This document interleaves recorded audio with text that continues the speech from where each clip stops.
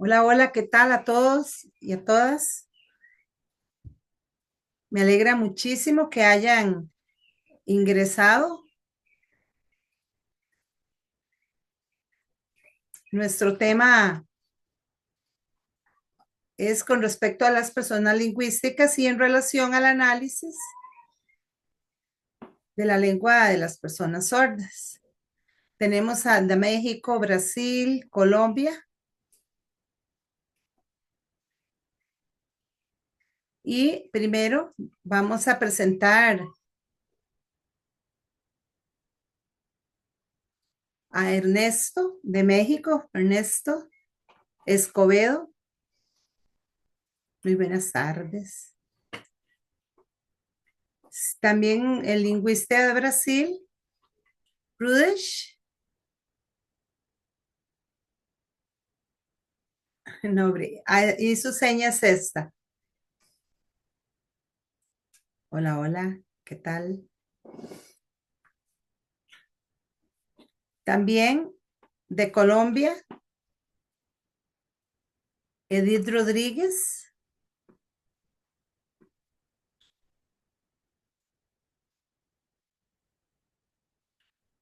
Ajá. Hola, hola.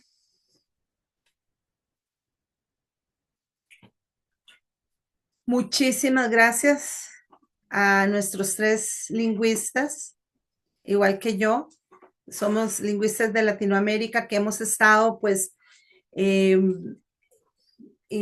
tratando de esforzarnos y de ir aprendiendo, enseñando las diferentes temas de lo que es la lingüística con el apoyo, ¿verdad? De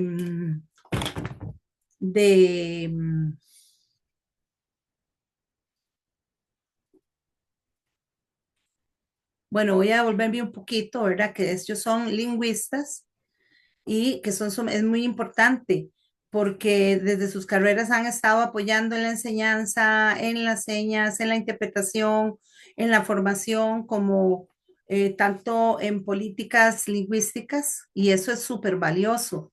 En este sentido, todo lo que es Latinoamérica, pues nosotros como personas sordas somos pocos los que hemos logrado.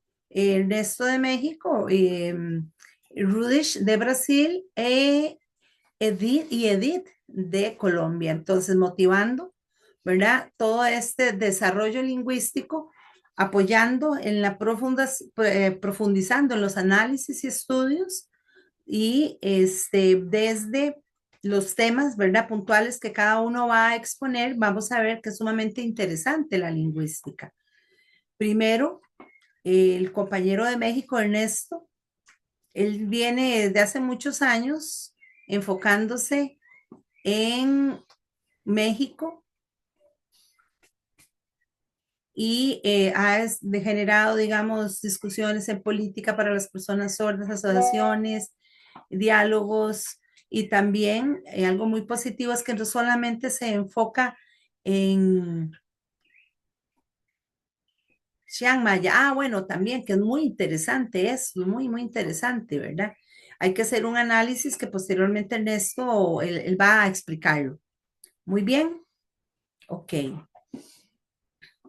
Ahora vamos a empezar y voy a pasar a Ernesto la oportunidad para que él comparta el video BIM, ¿verdad? Y las personas intérpretes las personas que no van a estar, van a quedar solo las personas intérpretes, ponen todos, por favor, apagan su cámara.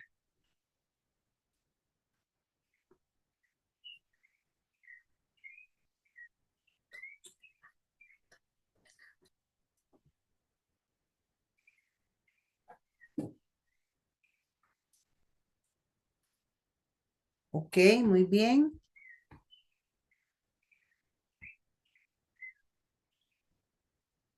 muy bien, ok.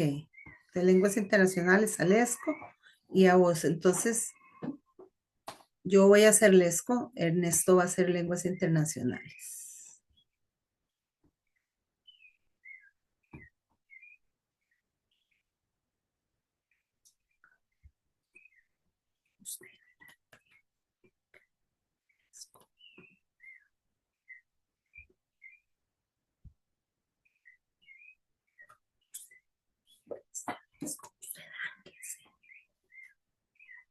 ¿Me ven?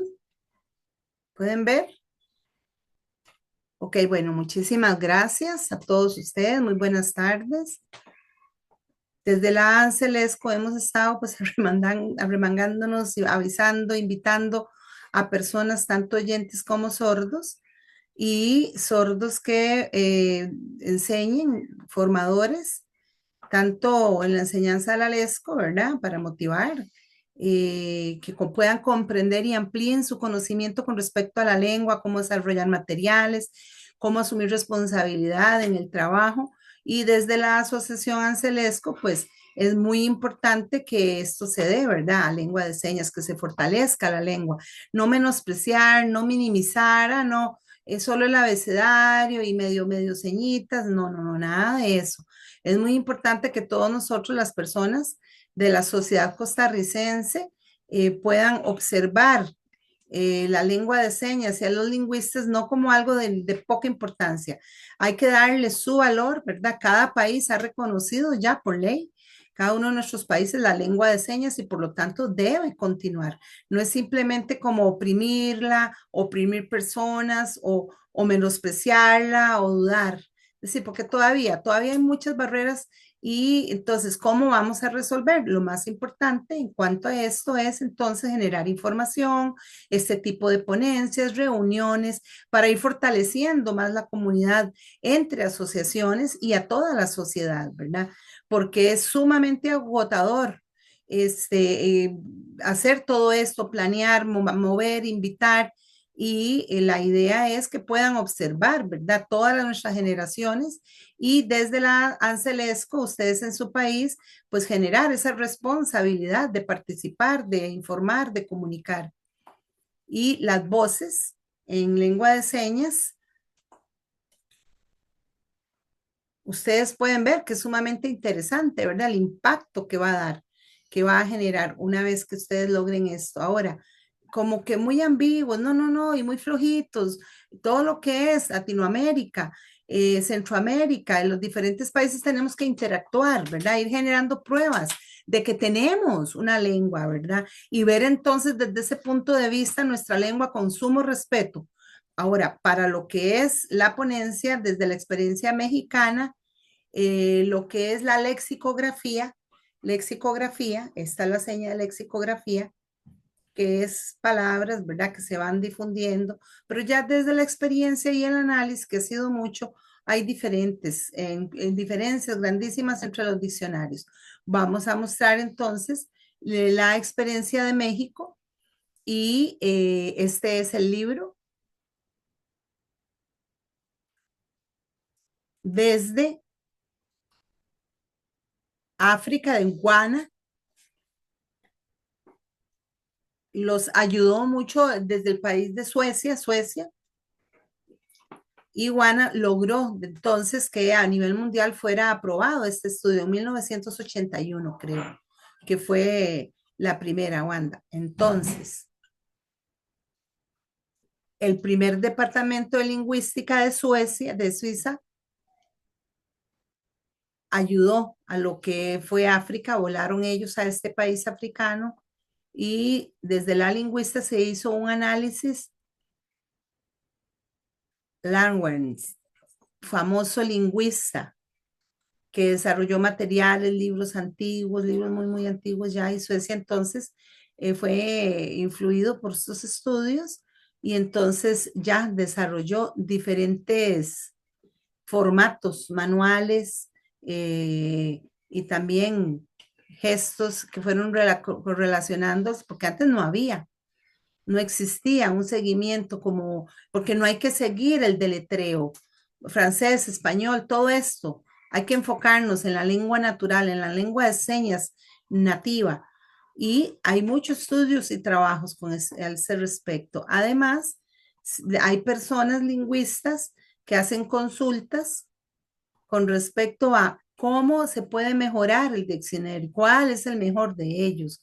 y el mejor fue el de Wanda. Este fue el diccionario que fue seleccionado como uno de los mejores para análisis y entonces se compró en diferentes países para utilizarlo como base para el estudio de lo que es la lexicografía. Y a nivel tecnológico también, wow, vieran las señas, ¿verdad? O sea, antes era en papel. Luego, como segundo, les voy a enseñar este, que es, ojo, vean, ¿ven estos dibujitos? Bueno, atendiendo a esto, en lo que son la parte corporal, las señas, los lugares, hay muchísimos, diversos diccionarios. Ahora, oyentes son responsables de explicar y han metido cosas ahí, pero es importante pensar que la primera lengua, el primer idioma y el deletreo no es de ellos, es decir, es una segunda lengua. Entonces, la segunda cultura influye y nosotros pues lo vemos y lo medimos diferente, lo analizamos distinto. Entonces, tenemos que ser firmes en llamar, en discutir todos, ¿verdad? Trabajar en forma conjunta. México piensa igual en el sentido de que siempre meten el español, español, español, los intérpretes están pensando en español. Eso tiene que ser eliminado. Hay que generar una explicación y ponencias de este tipo de cómo poder advertir y estar explicando. Hay que tener mucha paciencia, ¿verdad? Porque siempre pues son los oyentes los que se han metido en esto. Ahora, en forma muy breve, podemos explicar la importancia, voy a explicar, de que el gobierno es muy importante, no hay que menospreciar tampoco, ¿verdad? Hay que explicar y advertirles o de invitarlos, ¿verdad? Para solicitar el apoyo a las personas con discapacidad. 71 millones de personas, 7,1 millones de habitantes que no pueden o no tienen o tienen mucha dificultad para hacer algunas de las pruebas estas en el tema de discapacidad que nos preguntaron. Ahora, en la Ciudad de México, más o menos hay establecidas ahí, según las tablas, como 417,000 personas, más o menos. Ahora, algunas tienen otros padecimientos y ahí pues ahí se ve a lo largo del país. Ahora, 417,000 personas con discapacidad en el Distrito de México, en la ciudad. Ahora, de todos estos, ¿cuántas personas son sordas? Es difícil porque la investigación ha sido, no ha dado un número exacto, ¿verdad? No hay como algo específico, no existe una cantidad que se pueda comprobar. Sin embargo, el Estado de México, en sus diferentes distritos, más o menos ahí hay una diversidad que se pudo establecer y la ciudad como tal determinó que habían 45,429 personas con limitaciones para oír. Anteriormente en la Ciudad de México, desde la Constitución Política se estableció la lengua de señas mexicana y el derecho a utilizarla, por tanto, patrimonio lingüístico de la Ciudad de México. Exactamente, entonces se convocó, ¿verdad? Para esto el apoyo al gobierno, a las escuelas, a los estudiantes, para lograr poderlo establecer. Y esto fue sumamente importante. Ahora, todo México como país, um, desde,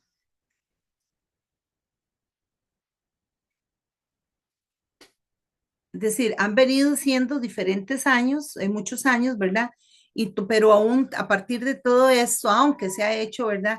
Falta mucho que añadir al diccionario y no se puede como celebrar como un gran éxito porque faltan las universidades que puedan generar o apoyar con fondos para seguir las investigaciones y la lengua mexicana, lengua de señas mexicana, pues así como que qué lindo y qué bonito y todo está muy bien, pues no, porque falta muchísimo en lo que es la formación correcta en la lengua de señas, motivar también para que se amplíe, ¿verdad? El grupo, pero la ley, aunque está ahí, sigue siendo como oprimida, ¿verdad? La comunidad sorda, entonces debería establecerse y que se ponga o que se establezca un,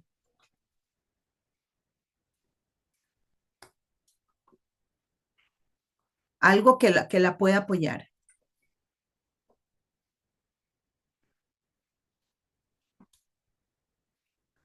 Ahora, debe de generarse la producción de materiales, es necesario, esto se está planeando.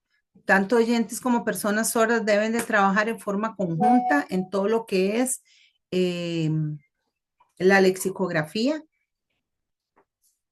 porque es decir, que los sordos puedan leer bien el español y que puedan también pues enseñar bien.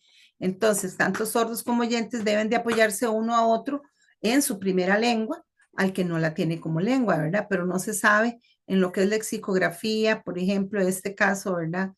Que es en Francia, esto es agua. Y los oyentes lo ven, pero no entienden qué es esto. Entonces sí, sí, esto, bueno, sacarla de un pozo, como se decía anteriormente en la lengua de señas mexicana. Entonces vamos a explicar en forma conjunta todo esto. Eh, ya se inició el 8 de marzo del 2016 en las instalaciones de Indiscapacidad, el proyecto que se contó con la colaboración de la comunidad sorda y se planteó un muy buen contenido. Muchas personas de las universidades trajeron intérpretes sordos y familiares de sordos en la gran diversidad y todas las familias desde diferentes lugares y señas ya acostumbrados, ¿verdad? Desde sus señas caseras. Por ejemplo, una hora conversando, comentando, discutiendo,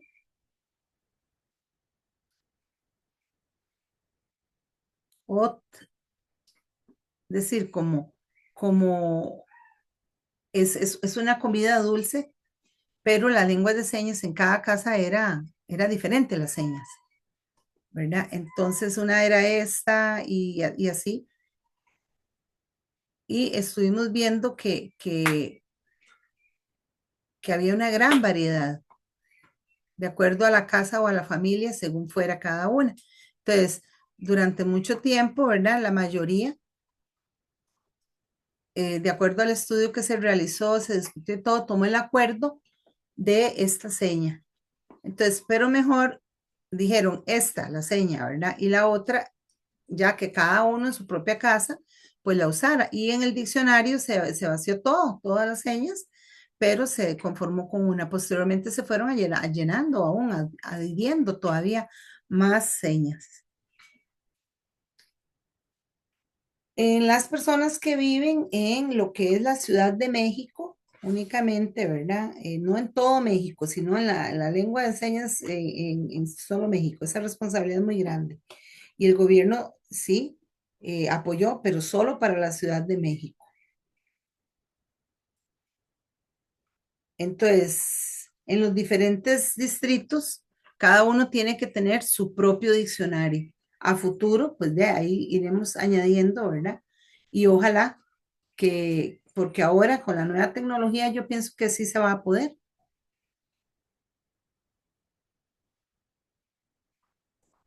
Y ya vamos hacia eso es lo que estamos haciendo.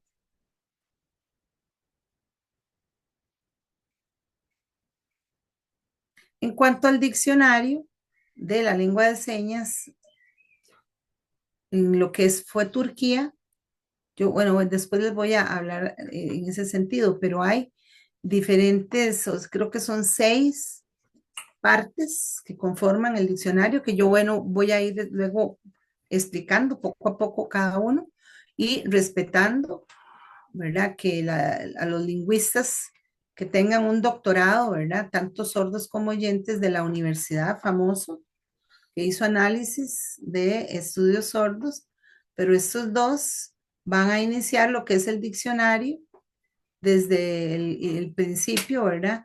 Y se van a poner palabras que son sumamente importantes, tanto de los lingüistas oyentes como de los sordos.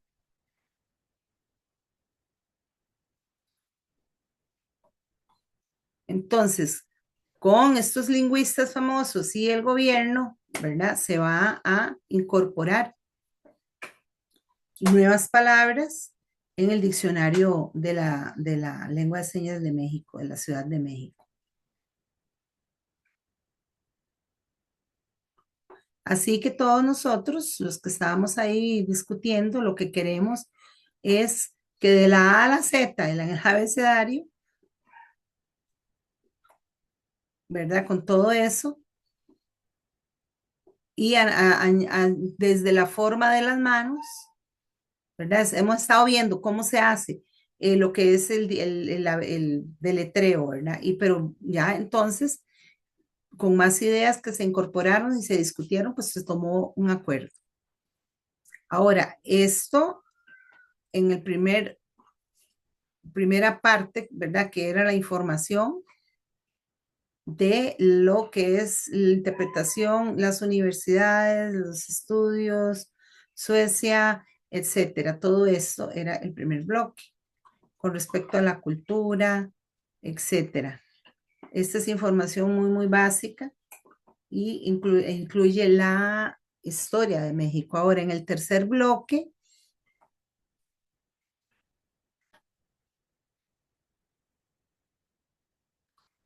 Que hacer nada. ¿qué? Oh, yo tendré que lamer. Y yo morder. ¡Qué horror! Ignacio, me Quiero tiene. comer comida para perros. Pienso comerla, soy un humano. Abuela, tú eres la mayor, así que empieza. José Ignacio, Oh, está bien, voy a hacerlo rápidamente. Oh, qué horrible. el carro. Oh, es difícil aquí. No, ya. Bueno, continuamos. Entonces, perdón, Ernesto, continuamos.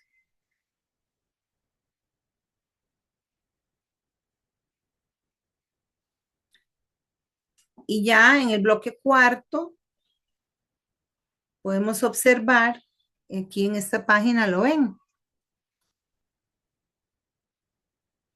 el bloque cuarto de rasgos distintivos de la lengua de señas y ya tiene una estructura igual, no es así confusa, sino que se puede observar y se capta la seña y se comprende, ¿verdad? Todos estos. Por ejemplo, gracias. Entonces ya se comprende, no con la mano palma hacia abajo, sino hacia arriba, y ya eso da entonces se ha tenido que ir modificando la configuración de la mano, la orientación de la palma, ubicación, etcétera. Y entonces, desde el momento en que empiezan a salir nuevas, ¿verdad? Como tanto es igual como la Biblia, en realidad.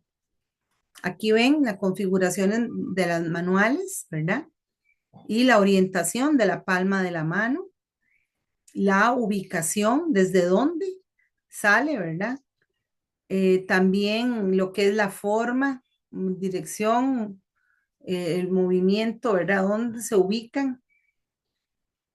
Si arriba, hacia abajo, y ahí se van detallando y se van explicando, ¿verdad? Por ejemplo, esta seña, ¿verdad? El movimiento de la mano, y así vamos todos pues aprendiendo. Los gestos también, el movimiento, los rasgos gestuales, no es algo así como flojo o liso, impávido, no, no, no. Tiene que ser muy clara la gesticulación de la cara. Y eso se ha hablado en México también pensando en que no es así como ay, que sonriendo, no, son cosas diferentes. ¿Lo ven? Aquí se observa en la producción, todo es parte de el análisis de la gramática, tanto es difícil a veces a los oyentes, pero tienen que practicar muchísimo más viendo todas estas articulaciones gestuales. Ya en el quinto bloque, que es la parte de la guía del uso de la lengua de señas, ¿verdad? Hay 1010 entradas léxicas que se fueron posicionando. Es el primer diccionario, posteriormente va a haber una segunda y así por tomos, donde se van a ir añadiendo. La idea es esa, ir añadiendo por tomos. Aquí podemos ver donde se explica, ¿verdad? La guía del uso de la lengua de señas mexicana y cómo utilizar el diccionario. Ahora si es la mano izquierda, si es la mano derecha y se va guiando, se va poniendo y generando una explicación con base a lo que es la mano dominante de cada quien, ¿verdad? La izquierda o la zurda, y ahí se van a ir determinando todos los movimientos. En este quinto bloque, seguimos. Hay, hay señas, por ejemplo, que se ha ido tomando, ¿verdad? De Costa Rica, también de Estados Unidos. Ah, no, perdón, de Estados Unidos no, propio. Allá en Francia, Lepé, un famoso sordo que puso ciertas señas. Vea, la seña que estas se fueron quitando y se tomaron las señas nuestras naturales, normal, lo normal, aquí propio, lo autóctono. Y en el sexto bloque ya, ¿verdad? Ya se ponen apéndices, bibliografías, se detallan y se anexan frases específicas, eh, los signos de interrogación, admiración, y ahí se fueron añadiendo y explicando, ¿verdad? Por ejemplo, ve esta seña que es diferente. eh, los lingüistas analizaron a nivel mundial pero para México, desde la cuestión es muy diferente lo internacional a lo autóctono, ¿verdad? Entonces, esto significa que el tema también de discapacidad, ¿verdad? Todo esto va separado. Femersor, qué significa la frase, etcétera. Todo esto se fue posicionando, se fue detallando y pueden observar, ¿verdad? Que se añade un apéndice, también ejemplos de oraciones, desde la parte escrita que se ha ido estableciendo. Abuela, vea, por ejemplo, ¿verdad? Entonces, abuela, ve el levantamiento de cejas en una oración o oraciones interrogativas y en forma general. Esto significa que las cejas tienen que levantarse, establecer que si la abuela tiene la olla y sin ella cocinó el arroz. Y esto es así, ¿verdad? De acuerdo a la frase, mi abuela cocinó arroz en la cacerola, entonces ya se conforma. Todos estos detalles se van poniendo, se practican las señas, se genera la producción, ¿verdad? Y se va enviando, se va mostrando. En el apéndice 2 hay abreviaturas que se integran, ¿verdad? En señas. El 3, el dactilología, el 4, bueno, ahí se vieron en el apéndice 5 y 6, que son las políticas públicas y todo esto, lo que el gobierno ha contribuido, manejado, pues hay que respetar, ¿verdad? Que son leyes, son importantes. En el 7, al final, el índice alfabético para que puedan buscar las señas y encontrarlas y cómo. Y ya, eso es. Entonces, todo este trabajo se aprobó y se entregó en un auditorio, se celebró y ya se ratificó. Ya no hay que andar ahí como pidiendo permisos ni nada, porque ya es una política fuerte, es una ley y pues ahí vemos cómo hay personas, del gobierno de Turquía apoyó en este sentido y se lograron 1010 entradas al diccionario, ¿verdad? Se repartieron gratis, se dieron y se agradeció por el apoyo al gobierno de Turquía. Posteriormente, pues nosotros muy contentos observando más y nuevos diccionarios o entradas al diccionario. Vimos el de Brasil, este es el de Brasil, y hemos estado pues analizándolo. Hay fotos, digamos, de árbol, cómo se posiciona. También en cuanto a lo que es la escritura, de la lexicografía y todo esto, las señas se detallan. Y el de México, pues aún no tenemos esto, ¿verdad? Porque no sabíamos y pues falta, pues actualmente estamos en ese proceso, ingresando o añadiendo más entradas y cuáles sí, cuáles no. Y entonces, ahí en la escritura de la seña, pues todavía no. La escritura de la seña, ¿no? Hay que cambiar ese interés, porque la gente todavía no está muy interesada, pero hay que motivarlos, ¿verdad? En cada clase, en cada taller, y pues agradecer a los profesores de Brasil y México y también a las compañeras, perdón, el IED, y esta relación es muy importante, este vínculo en cuanto a lo que es la escritura de la lengua de señas. Y ya para concluir, ¿verdad? Yo ya visité diferentes asociaciones, universidades, escuelas, les entregué y ellos estaban así como tomando fotos y muy sorprendidos. Y esto fue increíble porque se motivó y se difundió la ayuda y el deseo de ayudar. El uso también, el uso se amplificó muchísimo. Y entonces, posteriormente, pues en la escritura de la lengua de señas se va a generar dentro de lo que es política lingüística más entradas y esto es positivo y es sumamente importante porque en el Congreso ya se está viendo, ¿verdad? Y ya hay evidencia, hay pruebas con respecto a estos estudios. Yo quisiera, ¿verdad? Más en el tema de internacional, se puede ver, generar esto, informar a nivel internacional este logro. Y bueno, pues yo lo que quisiera decir es, y para terminar, muchas gracias a Costa Rica, invitar a Costa Rica para que venga, para que tengamos este intercambio, esta experiencia, que haya una retroalimentación. Y el segundo congreso en internacional en lengua de señas mexicana. Yo voy a decirles cuándo es, con en 25, el 29 y 30 de septiembre y primero, 2 y 3 de octubre en la Ciudad de México, para conectar, relacionarnos con la Universidad de la UFC y también en México lograr un certificado.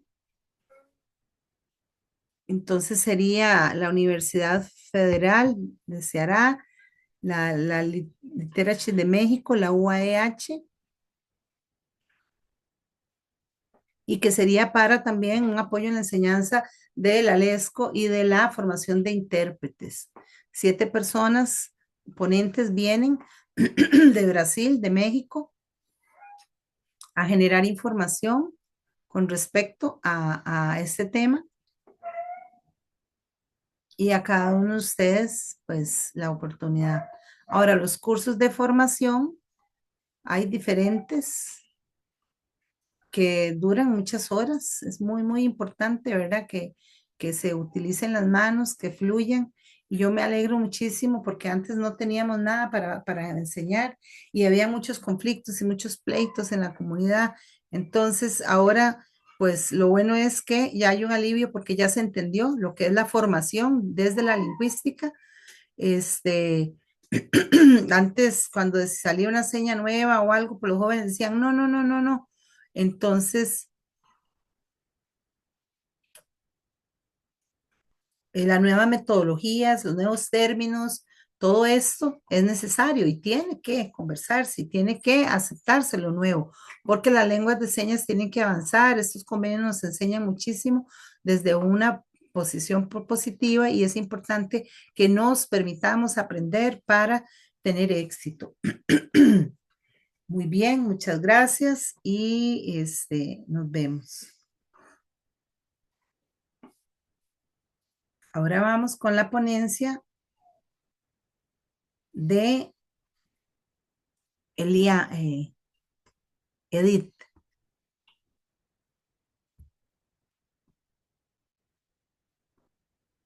Edith Rodríguez.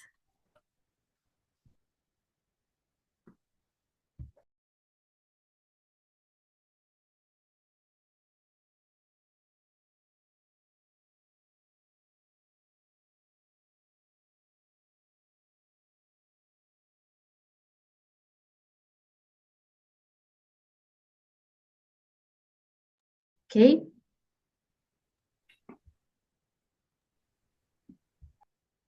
con permiso para compartir, Edith.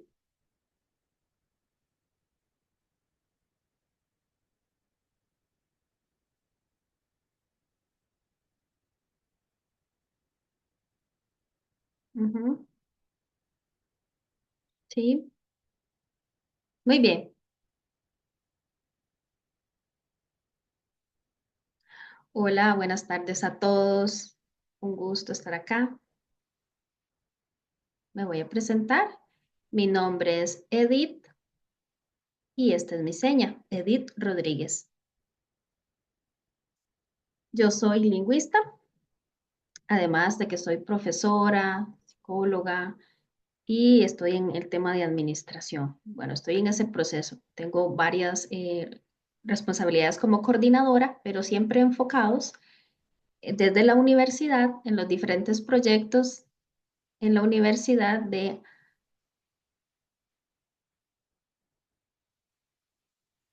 Me perdí. Ok, en los proyectos diferentes que tenemos de desarrollar acerca del señario, lengua de señas,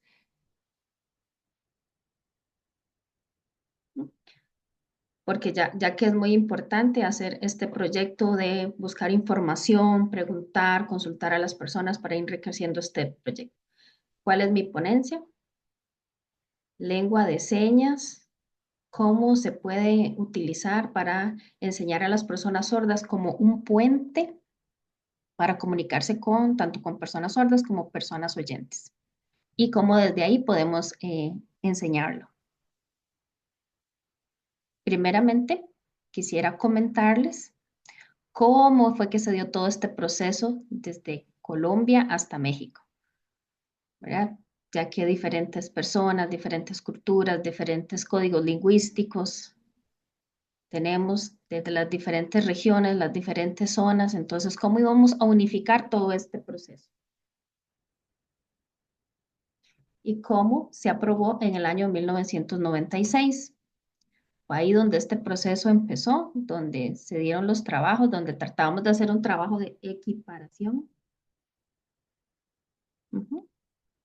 Y eso fue gracias a la ley 98.2 del 2005. Y entonces muchas personas sordas decían, ay, pero yo soy persona sorda y seño diferente. Entonces hay algunas personas que para que no se sintieran excluidas, ¿verdad? Se ingresó a partir del año 2005. Se trató de hacer como un tipo de nivelación para que desde todas las regiones pudieran señar de la misma forma, tanto personas sordas como personas oralizadas. Entonces, para que a la hora de hacer las señas también se incluyeran a las personas sordociegas. ¿Por qué? Porque era muy importante que ellos hicieran ese aporte también y se sintieran incluidos y también hubiese más cobertura que más personas de la zona pudieran ser incluidas, no solamente los oyentes.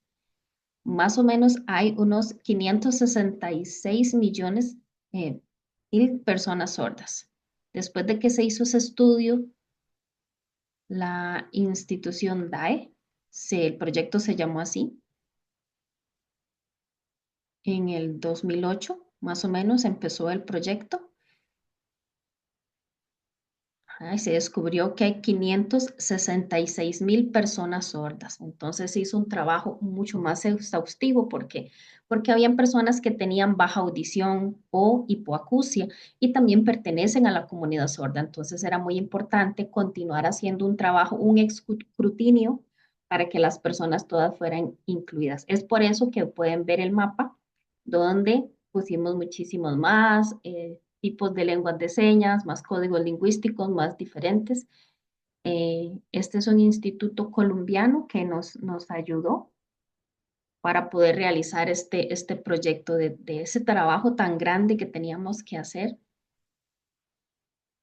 donde tuvimos que buscar entre 11,000 y 13,000 personas, más o menos, ¿verdad? Que manejan el sistema de lengua de señas colombianas. Entonces, también las personas con hipoacusia tuvimos que incluirlas en este proyecto. Entonces fue un trabajo muy grande envergadura.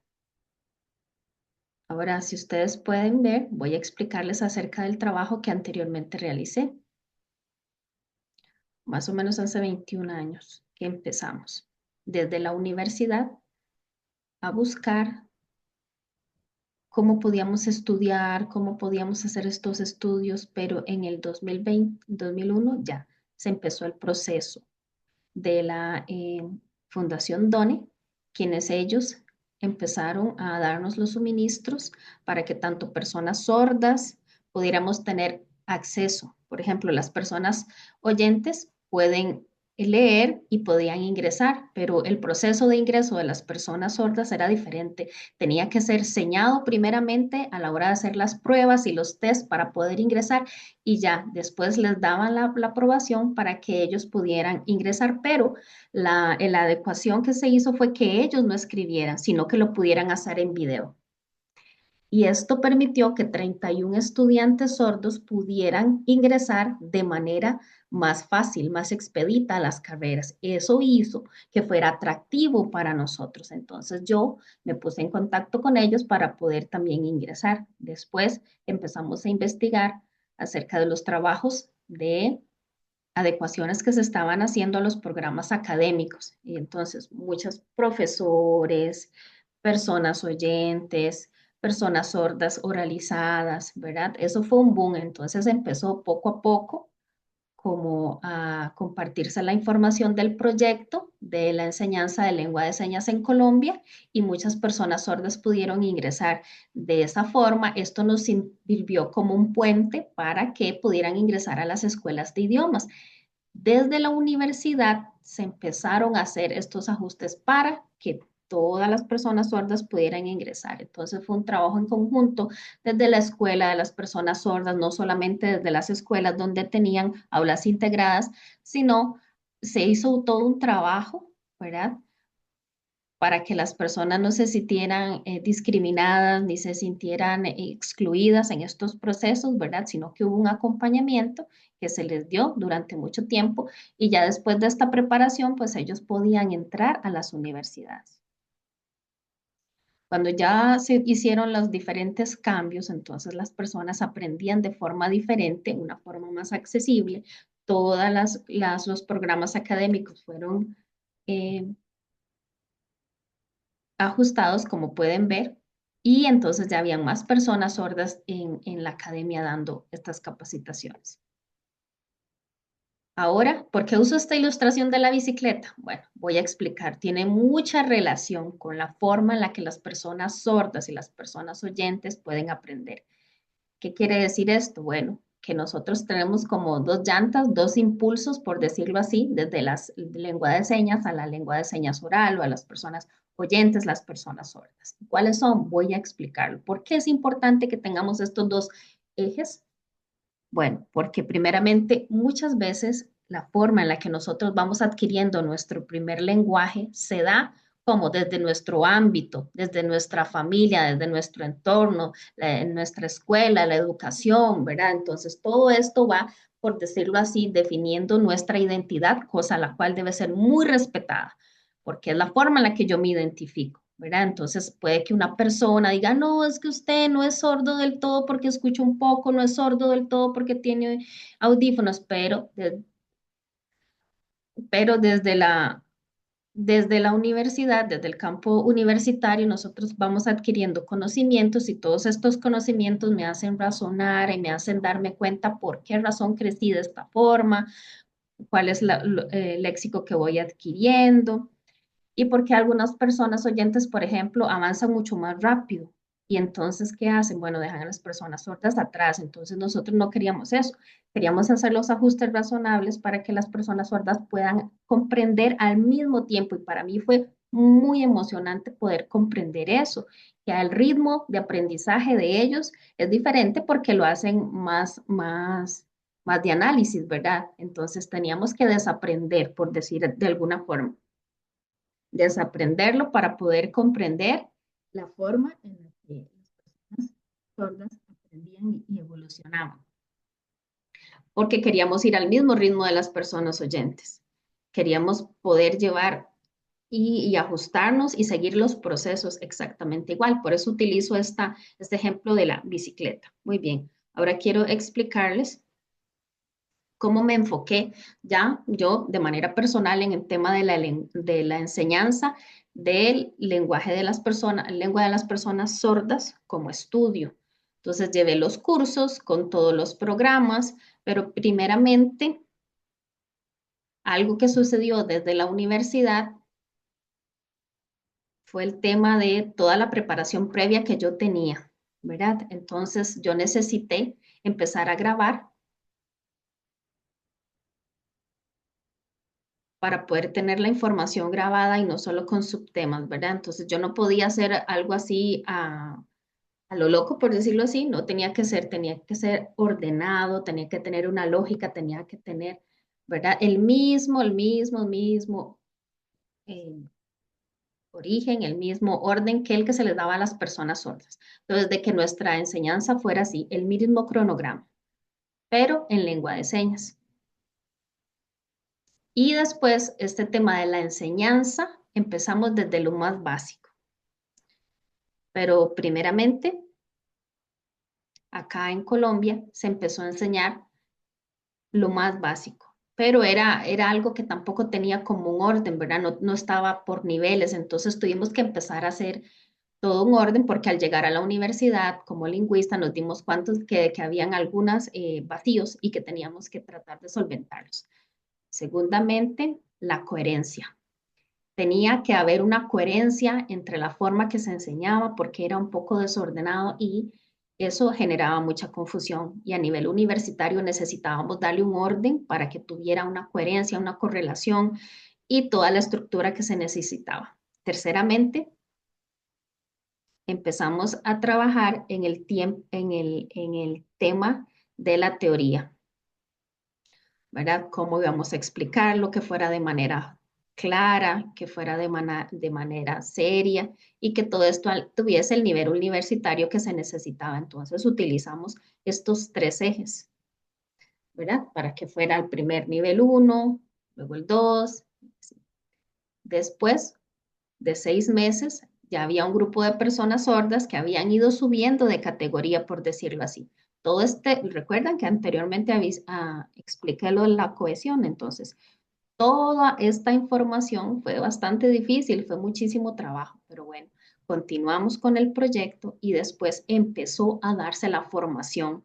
¿Por qué? Porque ya nuestra identidad y nuestros derechos y ya teníamos un orden, una estructura para seguir como personas sordas. Entonces, a la hora de nosotros empezar a dar la formación, ya teníamos una estructura mental donde podíamos dar la información después de haber hecho un análisis, un trabajo conjunto con todas las personas sordas, de haber recogido todo este escenario y todo este bagaje, ¿verdad? Entonces todo esto nos daba una formación, empezamos a practicarlo y empezamos a enseñarlo mediante videos. pero fue solamente pasar por este nivel, no. Es empezar a darnos cuenta de manera consciente qué errores, qué habían, qué faltas teníamos y teníamos que corregir gramaticalmente la estructura y demás. ¿Por qué? Porque, bueno, muchas veces se empieza como desde los niños con modales y demás, pero nosotros lo fuimos ajustando por las necesidades. ¿Por qué razón? Bueno, porque fue lo que se nos fue indicando después de toda la información adquirida en la universidad. Nos fueron explicando que tenía que haber un orden, ¿verdad? Y entonces nos fuimos ajustando poco a poco a esos órdenes. ¿Por qué? Porque no podíamos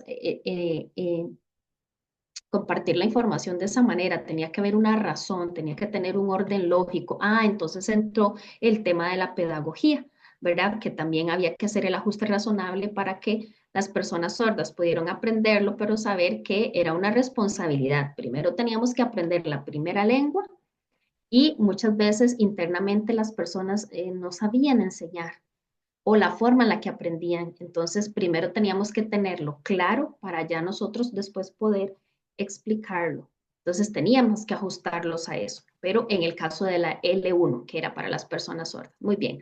Ahora vamos a ver el caso de la L2 con personas oyentes, que desde la universidad empezamos a trabajar muchísimo en la enseñanza, primeramente de que los oyentes estudiaran y comprendieran tres cosas importantes.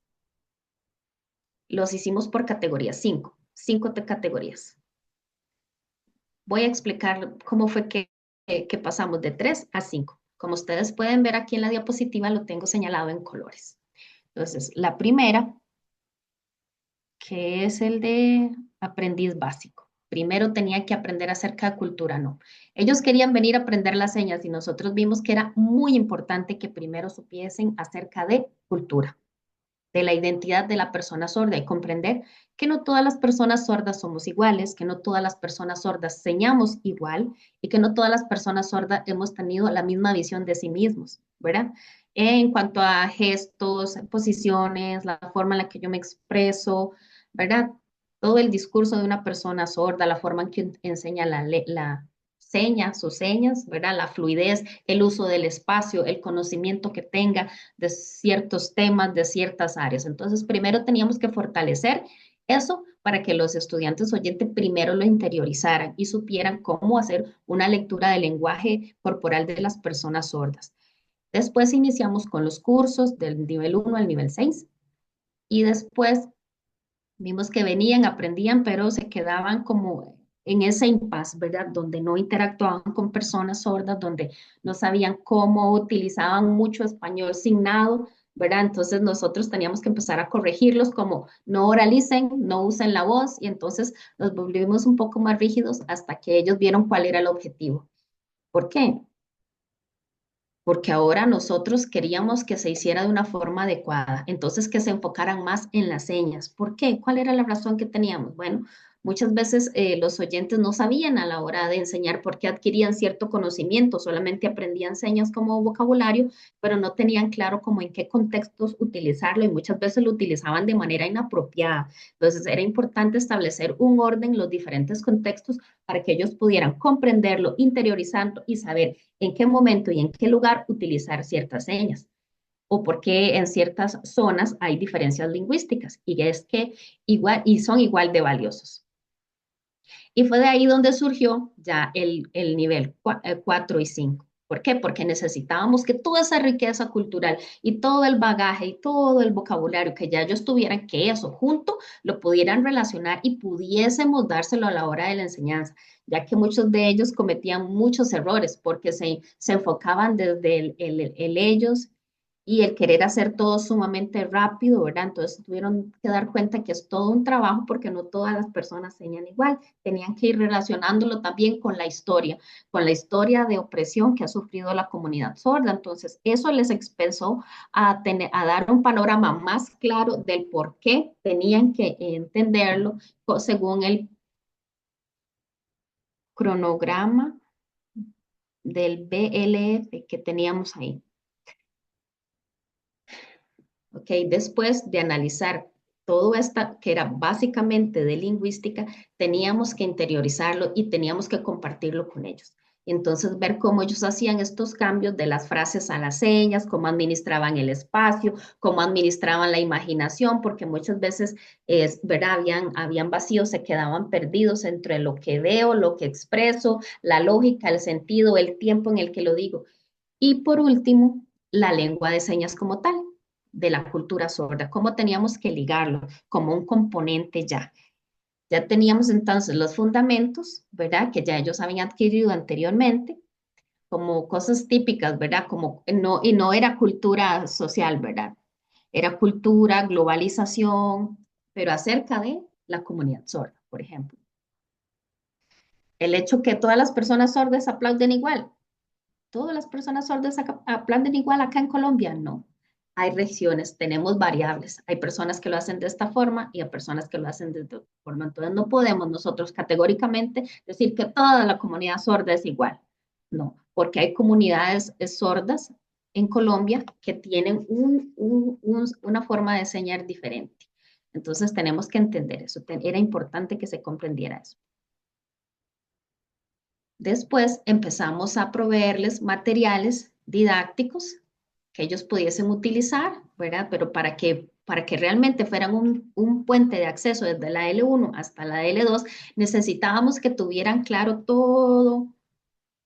eh, todo un marco conceptual, ¿verdad? Entonces empezamos a trabajarlo por bloques, por decirlo así. No íbamos a agarrar a una persona porque decían, no, esto es muy complicado. No podíamos ser tan estrictos a la hora de evaluar, ¿verdad? Y ellos, las señas eran muy flexibles, muy suaves, muy básicos, entonces nosotros debíamos presionarlos para que ellos entendieran que ya estaban en un nivel universitario, que no era como voy aquí a enseñar ahí a lo que yo pueda, no. Tenían que adquirir conocimientos, pero también la responsabilidad y entender el espacio en el que estaban, que era lo que nosotros queríamos, ¿verdad? Básicamente,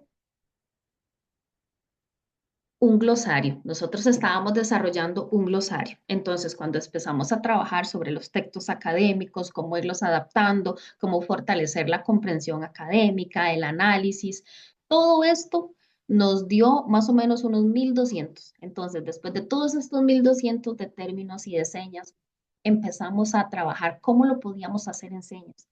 ¿Por qué era necesario? ¿Qué significaba? ¿En qué espacio los íbamos a utilizar?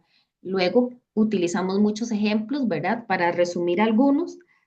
Y luego entonces lo empezamos a compartir para que desde ahí ellos empezaran a generarnos a nosotros los insumos. Como les dije anteriormente, este ejercicio de la bicicleta, ¿verdad? Que ya con todos los componentes empezaron a generarse desde la L1 hasta la L2 y entonces ya fuimos, por decirlo así, a un buen ritmo.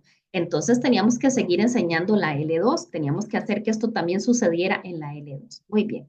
Entonces, ¿qué fue lo que hicimos? Primero, qué sé yo, cosas muy básicas, pues como familia, alimentos, todo lo que se le podía enseñar a un niño. Y empezamos a hacer todo este trabajo. Cuando ya tuvimos un glosario también, lo distribuimos, lo compartimos con sus familias para que nos contaran desde sus diferentes experiencias cómo lo aplicaban, por qué razón, para entender las variables o los cambios que nosotros teníamos que hacer. Y entonces vimos cómo los oyentes empezaron como a tener un tipo de problema psicológico a la hora de ir tomando en cuenta cómo iban a interiorizar ellos el hecho de controlar sus emociones antes de poder señar. ¿Por qué? Porque estaban adquiriendo una segunda seña. Entonces también usamos ahí técnicas didácticas de psicología para poder ayudarles a que ellos mediante juegos pudiesen entender cómo interactuar con personas sordas, ¿verdad? Cómo ellos iban a hacer esta interacción con personas sordas que nunca hubiesen estudiado. Entonces queríamos ver su capacidad para poder empezar a comprender desde sus señas más antiguas, más nuevos, de los lugares a donde ellos han ido, con las personas que compartían, el tipo de señal que utilizaban y de adquiriendo las nuevas señas, ¿verdad? Fue como cuando usted va comiendo y va aprendiendo otro sabor y se va dando cuenta de los diferentes sabores, enriqueciendo, interiorizando toda aquella información. Fue un trabajo muy duro que nos llevó muchísimo tiempo también. Muy bien, muchísimas gracias. Ahora quiero darles acá la información de contacto. Estas son mis redes sociales donde me pueden encontrar y con mucho gusto puedo ampliar más más el material.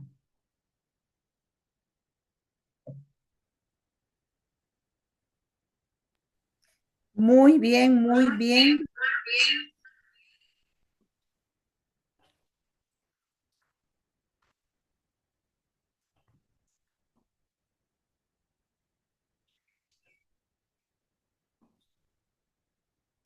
Voy a incluir un momentito a Gerardo.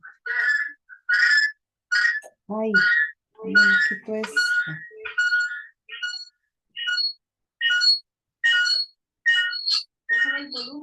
Sí, pero estoy tratando.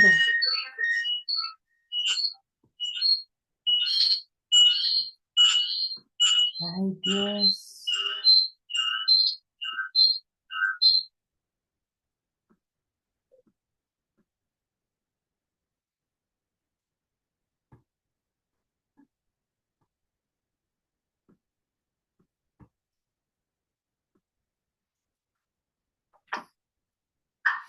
Iris, ¿cómo? ¿Qué es lo que te...? Ah, ya, ya. Ay, no sé. No sé.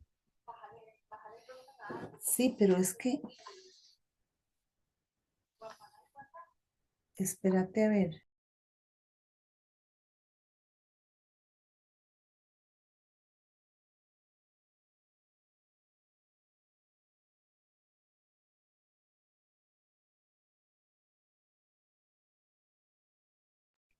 Aló, aló.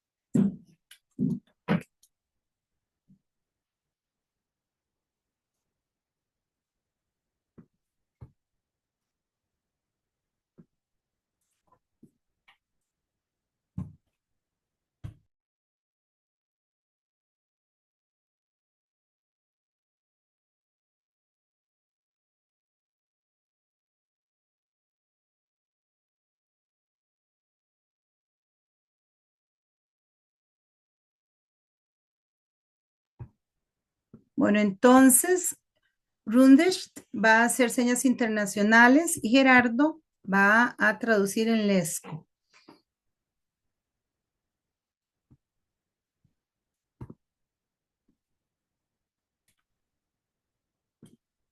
Dígale, Gerardo,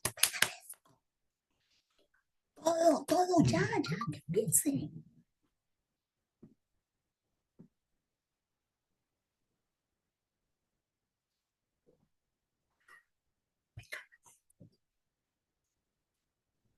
Ok, muy bien, muy bien.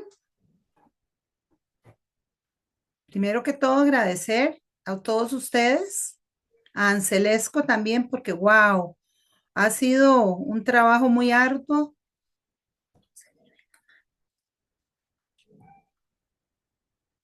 Yo soy Rudesh, esta es mi seña.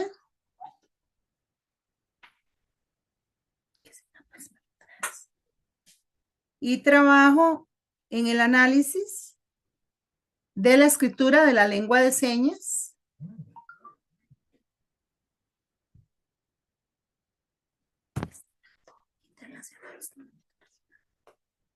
Y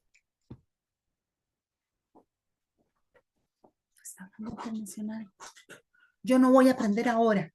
Que haga lesco, dígale que haga lesco. Y en cuanto al análisis ha sido bastante diverso.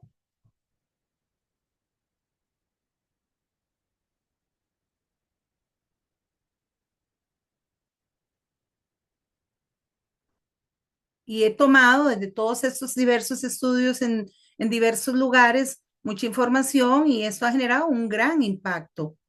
Ahora desde la lingüística,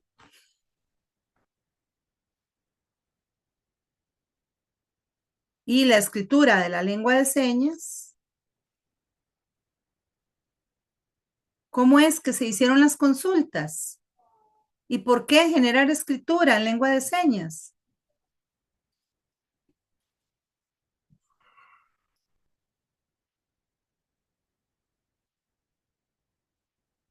Porque si las personas, oyentes tanto como sordas,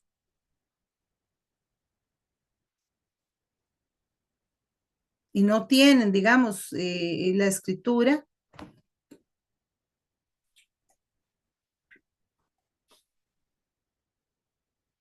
yo no interpreto. Interpreten usted aquí, si no, yo no interpreto. No estoy viendo nada. Aquí, aquí, aquí. La escritura en lengua de señas es muy visual, ¿verdad? Las manos, ¿cómo se ven? Como pensando, digamos, desde una idea. Algunas personas no saben cómo lograr esos dibujos.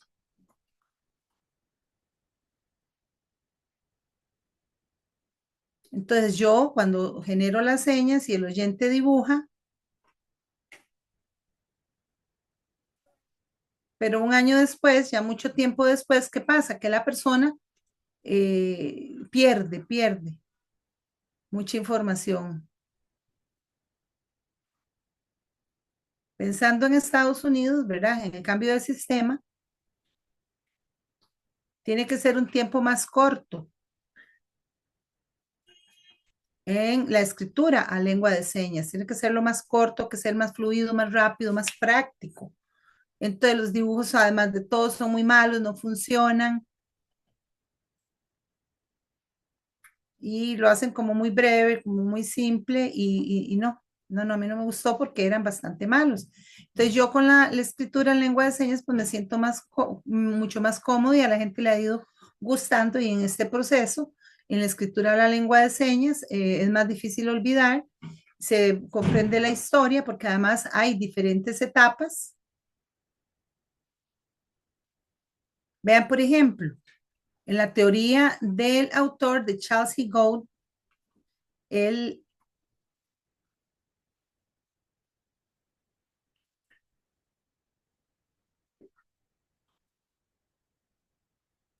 sí, pero no está, usted observa, no está diciendo lo que dice el muchacho, está diciendo diferente. Entonces, en cuanto a lo que es la escritura, no tiene que haber solo una, sino que estudiarse diferentes sistemas. Ay, no hay solo un sistema. Está el de Japón, el de Alemania, y uno va captando, va analizando todos estos, por ejemplo, lo que es el abecedario a nivel mundial. Es igual, pero hay otros países, por ejemplo, Egipto, Japón y otras lenguas de señas que la escritura no se comprende, ¿verdad? China, por ejemplo, que son diferentes al abecedario nuestro. Y entonces hay diferentes sistemas. Y por tanto, desde eso hay que hacerlo, pero darle el valor y su importancia de vida. ¿Y por qué? Porque es importante. Porque es igual que el braille para las personas ciegas, para nosotros como comunidad sorda, pues es muy importante y sería una buena pregunta que se hizo la teoría de Charles Higonet. Es importante porque a nivel mundial hay diferentes sistemas, ¿verdad? Y lenguas y no sé si el 100%, el 80%,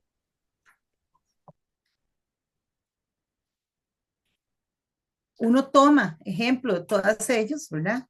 Y se va generando y describiendo la importancia de la lengua de señas escrita. Así es importante.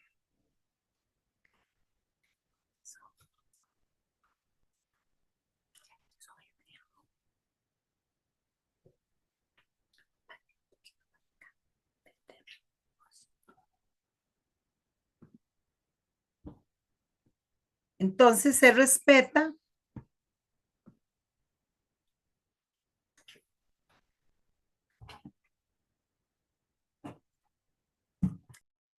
Adrián, por favor, ¿puedes asumir la voz de Gerardo?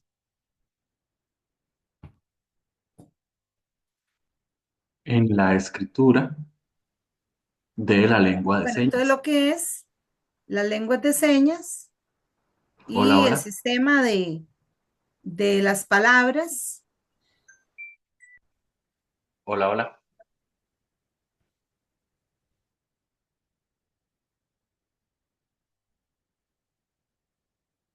Hola.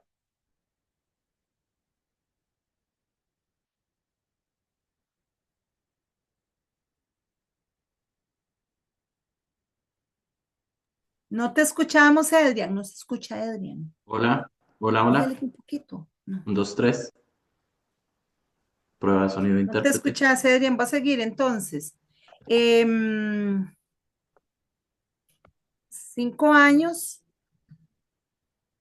No, no se escucha. De análisis para ver. 1, 2, 3.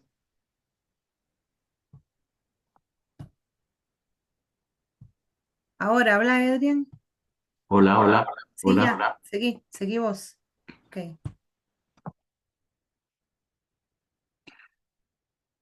Ah, ok. Se escucha y se va tomando nota. Un espacio cerrado. Pero que quien va escuchando toma las notas directamente y se comprende el texto escrito. ¿Ya? Pero hay gente que no conoce de esto. Entonces, las notas quedan allí. Por otro lado, CICS en Turquía eliminó de alguna forma la escritura, pero empezaron a notar los sordos a hacer su propia forma eliminaron la propia forma que tenían los sordos de escribir. Ahora con este otro sistema se usan las manos. Y a la hora de describir, por ejemplo, la casa, se puede señalar los diferentes aspectos de la casa, adentro y afuera. Mirando así, desde antes, cada uno de los componentes de esta seña, lo cual es muy importante. CH indica que esto es como en Brasil, como se dice casa, y la pronunciación de la C es con la pronunciación del fonema K, que se escucharía igual que casa con K, A, Z, A, pero se escribe C-A-S-A. En los Estados Unidos se escribe house, H-U-S-E, pero hay algunos fonemas, algunos grafemas que no se escuchan, donde se pierden algunos de los posibles sonidos. Aquí en los Estados Unidos, así como en otras partes, sucede este fenómeno de que se pierden letras por el sonido que no se pronuncia, letras mudas. Entonces, ¿cómo hacemos para ver sordos y oyentes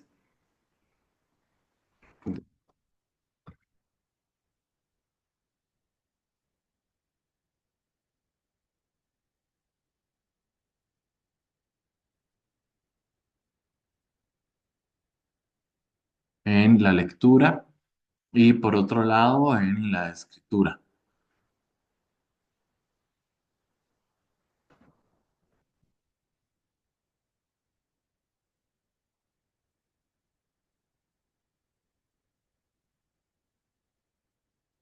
Entonces, de la lectura van aprendiendo cuestiones de la cultura sorda.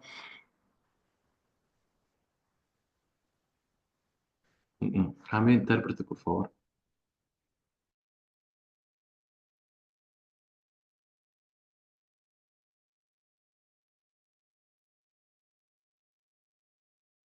¿Qué fue, Adrián? ¿Aló? Adrián.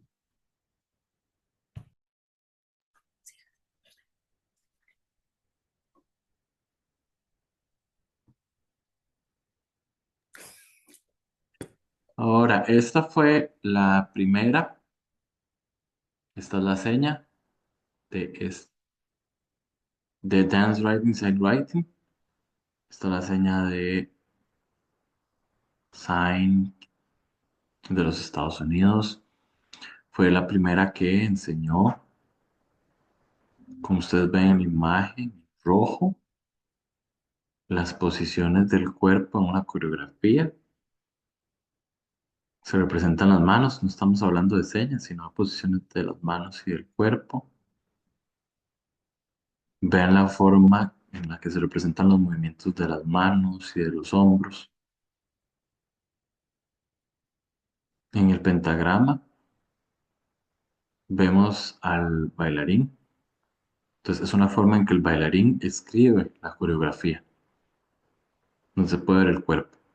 Entonces en el caso de los niños sordos se les puede enseñar la escritura utilizando este mismo sistema de pentagrama,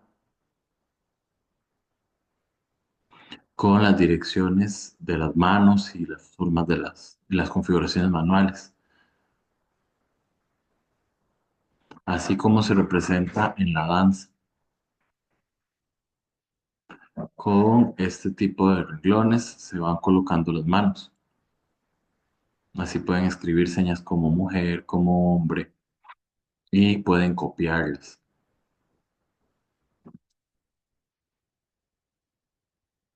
Hace unos 6 años, en la universidad,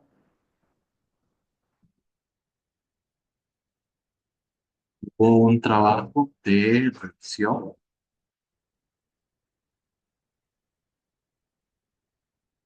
en California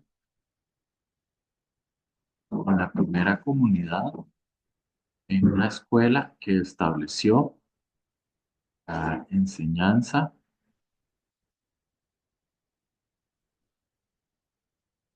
de la escritura de las señas utilizando este sistema de signwriting con los niños, que por mucho tiempo no se ha enseñado. Bueno, entonces se llevaron a estas personas a otro lugar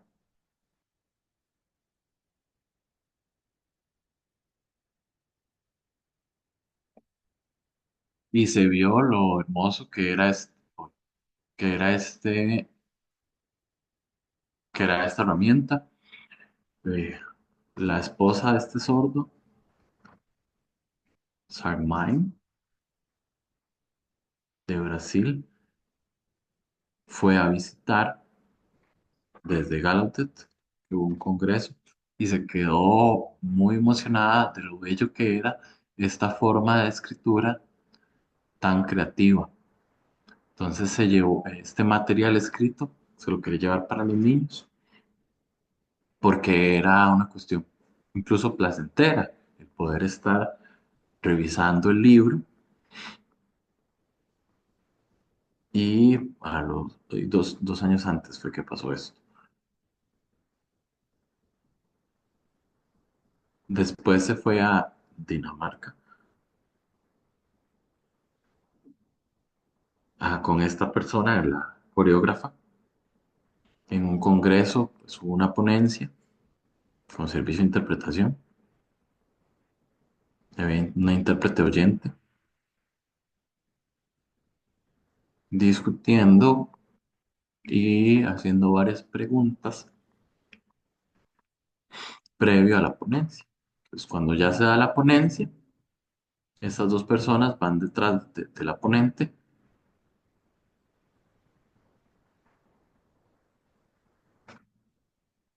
y de algún modo la mujer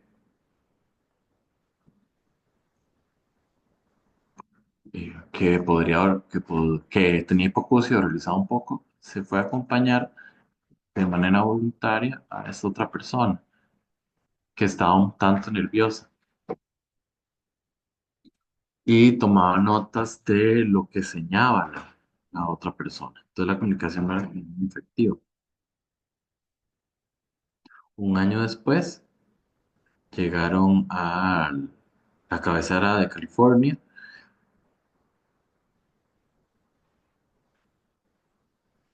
Era un mes de enero, estas dos personas arribaron allí, se estuvieron hablando, comunicándose, practicando,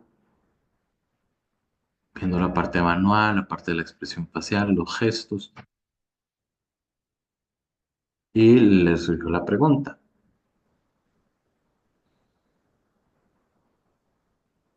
¿cómo tratar que en las escuelas se enseñara a los niños con este interés, ¿verdad? Para poder ir aprovechando y que mejorara su comprensión. Entonces, unos 2 años después, estos dos sistemas de la Dense Writing y el Sign Writing se empezaron a emplear. El Dance Writing fue muy exitoso para los coreógrafos y en adelante se ha empleado el Dance Writing por un lado y por otro lado el Sign Writing.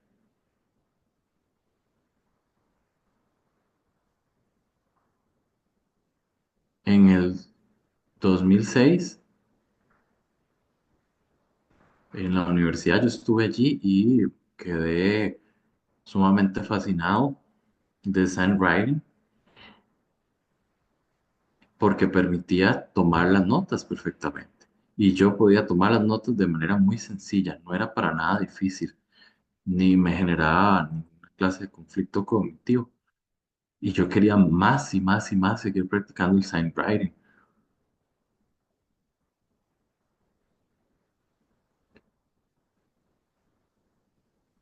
En las diferentes universidades, en el Brasil, que son, bueno, en los diferentes estados, los 27, con el gobierno estuvimos enseñando y difundiendo más este sistema. Y por estos 2 años hemos estado trabajando mucho para poder registrar las señas mediante sign writing.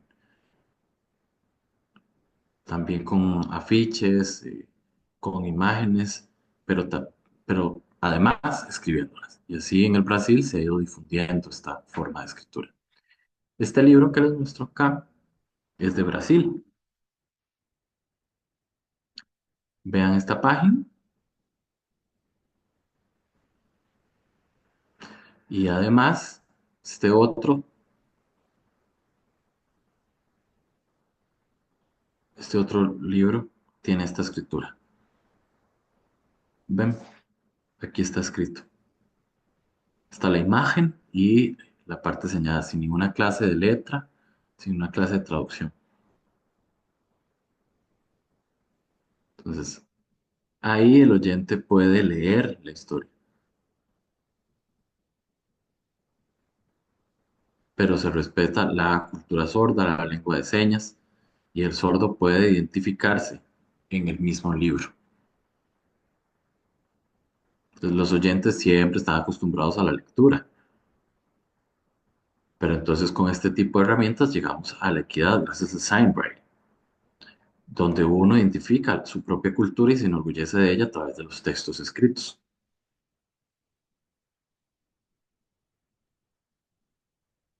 Ahora, alrededor del mundo, yo he contactado y he encontrado 136 personas o locaciones. Me quedan unos 44 más que no tienen, a los que no se ha llegado este sistema de Sign Writing.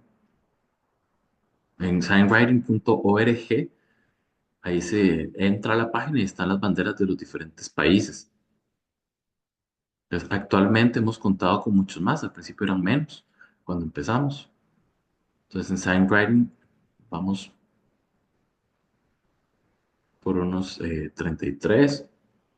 En la página hemos estado más o menos ah, reconstruyendo a lo largo de los meses el contacto con diferentes zonas.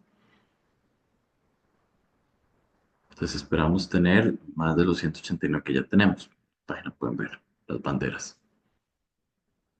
Entonces, este ha sido el contacto con las personas de los diferentes países. Ven las banderas en pantalla. Hay tres acá en los que no tenemos las señas en SignWriting. Entonces esperamos que cuando tengan su sistema de SignWriting poderlos tener y agregar acá para poder apreciar estas diferencias. Aquí está México, está Brasil, eh, los Estados Unidos, diferentes países que ustedes ven acá en la imagen de cómo hacen el SignWriting, contactando sordos y oyentes de estos países para poder contar con la escritura en SignWriting de los nombres de sus países, de las señas de sus países. Esperamos que se vaya ampliando con el tiempo y cada vez que se consigue uno se va agregando y así se amplía la base de datos. Esto es completamente gratis para cualquiera que quiera acceder, sea gente de las universidades, sean profesores que vayan a clases virtuales, o sea, clases presenciales, cualquier medio les puede funcionar. En el Brasil, bueno, se ha utilizado mucho, muchísimo. Tenemos unos colegas en los Estados Unidos, un par que sí, pero en Brasil, los Estados Unidos, pues hemos estado utilizando bastante el SignWriting.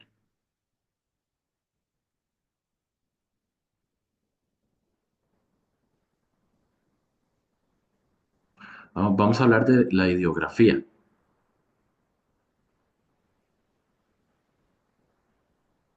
Vean las fotos que están en la parte inferior de la diapositiva. En la de la izquierda hay una ilustración de oyentes, una caricatura, una tira cómica, donde aparecen en globo lo que hablan oralmente las personas. Entonces, los sordos no estamos muy ahí y pues la comprensión se dificulta de este modo. A la par hay una imagen más cultural. Entonces tenemos, por ejemplo, el dibujo del sol eh, y una esquematización, ¿verdad? Este es de Japón y de China. Luego tenemos una imagen donde dos sordos están enseñando al saludarse. Y al final, sign writing. Entonces, la revisión que hicimos de Nobre del 2011 nos llevó a encontrar esta información. Y es que ustedes ven acá la cita,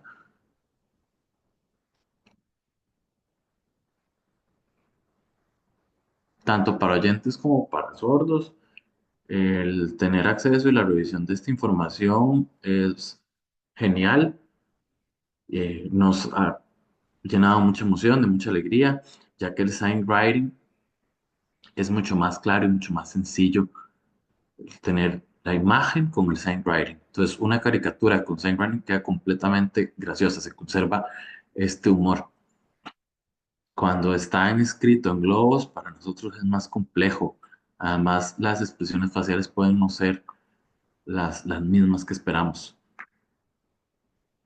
Pues es sumamente emocionante poder contar con, a como el oyente cuenta con el volumen para ver si le llega mejor la información, nosotros contar con el signwriting para que quede esta información de una manera respetuosa a los sordos, que somos eminentemente visuales y que con el signwriting nuestra cultura sorda queda ahí reflejada, queda empoderada. No hay que quitar a los sordos de la escritura. Los sordos también tienen que escribir. Tienen que escribir el idioma del país y el signwriting de su lengua de señas. Deben ser bilingües. sean médicos, sean abogados, sean agentes de seguridad, tienen que saber escribir en signwriting. Y así, pues las personas pueden comunicar también de esta forma, pasándose notas con signwriting. Si se sabe lengua de señas, pues la persona va a tener que pasar notas por escrito, aunque no sea tan fácil. Que las notas entre sordos con signwriting pueden ser mucho más fluidas, sin tener que escribir la lengua de señas oral. Entonces, sí, la persona tiene que tener el uso de ambas formas.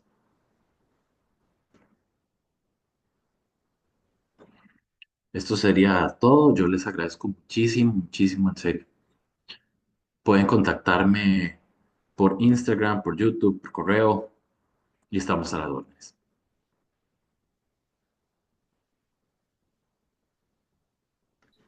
Gerardo, muchas gracias. Ignacio,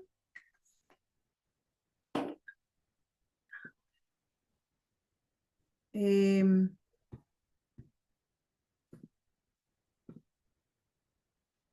muy bien. Entonces, por favor, Ignacio, si puede,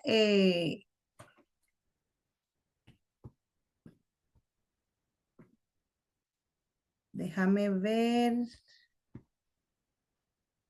un momentito,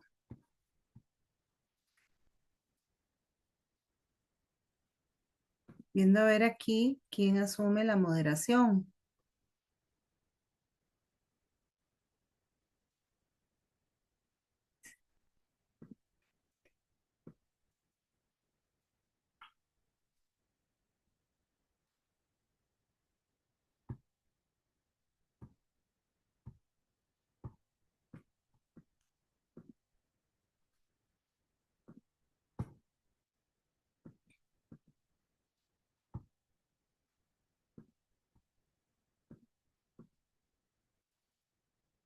Sí, es que lo estoy buscando.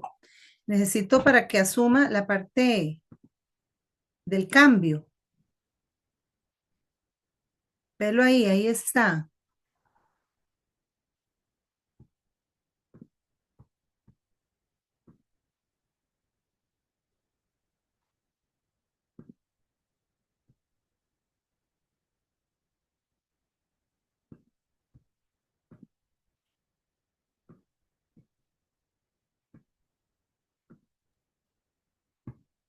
Yo creo que Cristian es el host. Habla Bundes, no. Es el host. Cristian dice Edwin, es el host. Dijo Rundes. Ah, ok. Sí, sí, sí, sí. Pero,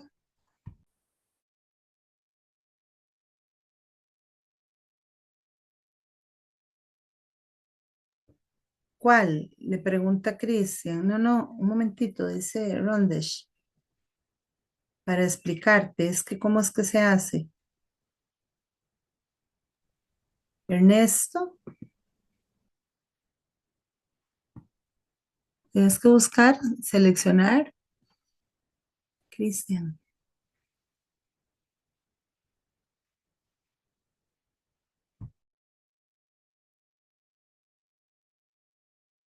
Adrián, Hola. ¿qué es lo que Cristian? Hay que... Perdón, ¿hay más personas sordas, más personas oyentes acá? No, creo que no. Cristian Ah, Marvin, es que si no, mejor nos hablamos por chat.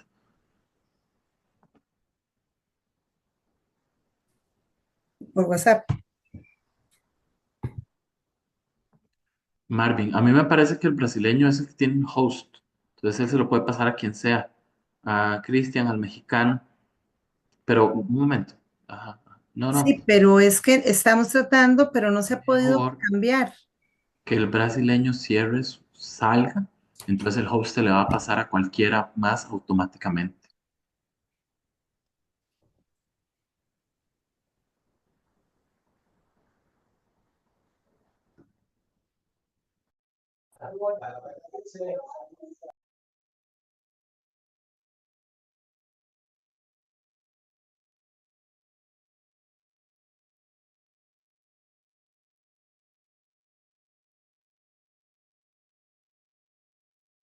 que tiene que salirse, dice Marvin, para que se le pase el host a otra persona.